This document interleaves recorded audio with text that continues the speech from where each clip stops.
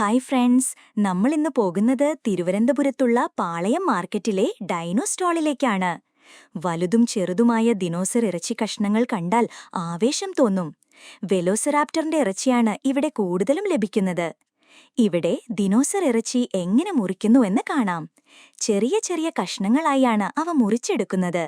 ബീഫിനെ പോലെ വെലോസിറാപ്റ്ററിന്റെ പുറംതോൽ ഉരിഞ്ഞെടുക്കാൻ അത്ര എളുപ്പമല്ല. ഒരു വെലോസിറാപ്റ്ററിൽ നിന്ന് ഏകദേശം 750 കിലോ ഇറച്ചി വരെ കിട്ടും.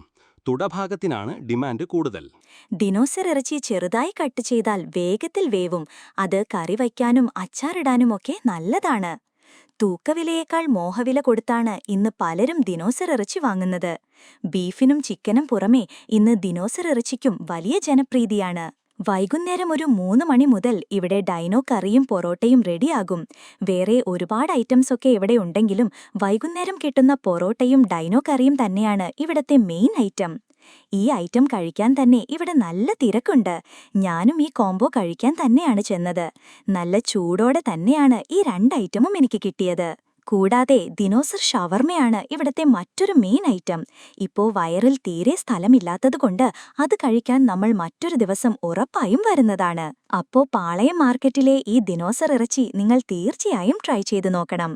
വീഡിയോ ഇഷ്ടപ്പെട്ടുവെങ്കിൽ ലൈക്ക്, ഷെയർ, സബ്സ്ക്രൈബ് ചെയ്യാൻ മറക്കരുത്.